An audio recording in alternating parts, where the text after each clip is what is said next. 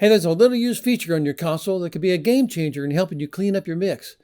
It can be really useful in reducing noise when an instrument's not being played. It can also clean up the sound of a drum kit, among other creative uses. The good news is that most digital audio consoles already include this feature on every single channel.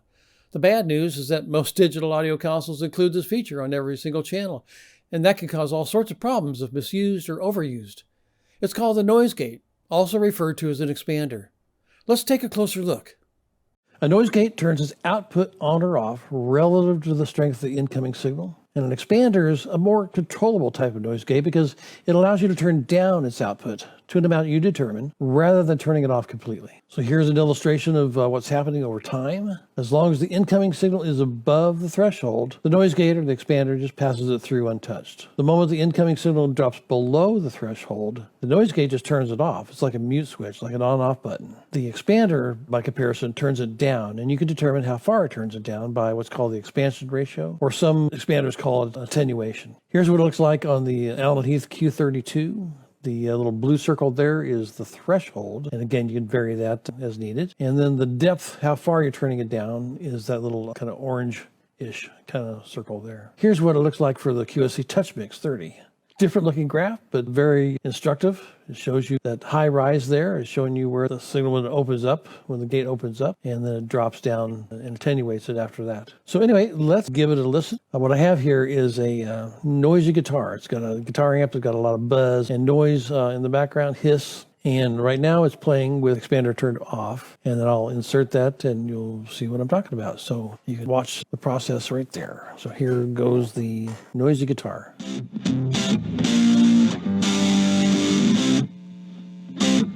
Hear that noise.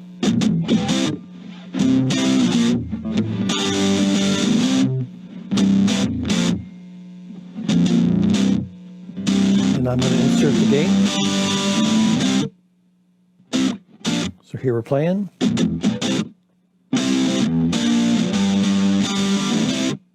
No noise. Noise is gone.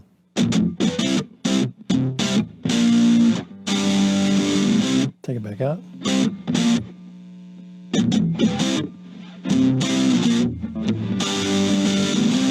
Back in.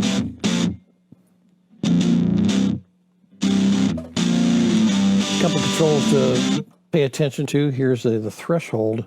If I get that incoming signal and the threshold right about the same level, listen what happens. Doesn't know, the gate doesn't know, it's not smart, it doesn't know whether to be on or off. It sits there and kind of sputters. Now if I slow up the attack time a little bit, and maybe I increase the hold time, I haven't changed the threshold, it's still at that kind of iffy spot. But if I increase that hold time, it kind of makes that less of an issue. Cranked up to 221 milliseconds right here.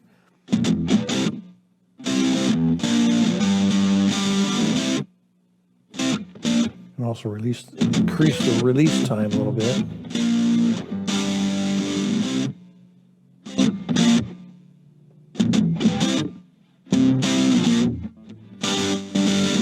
Okay. So the real key, the real secret is in where you place that threshold. So you got to be real careful where you set that. There is another track here. Let me jump to it real quick here.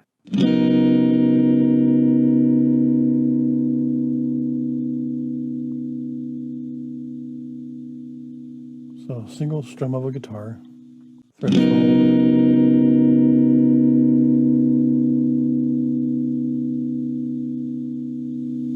Crank out the whole time, release time, take the attack time kind of fast. But anyway, insert the gate here. And you hear the gate or expander kind of drop the level pretty fast there.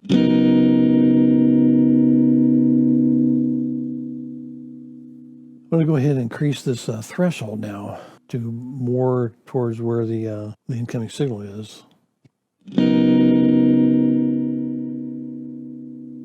And I'm going to go ahead and get rid of this release time. Attack time, make those pretty short. Even the hold time, I'm going to take that down. So you can hear what happens when the incoming signal is really close to the same level as the threshold. Hear that little sputtering sound?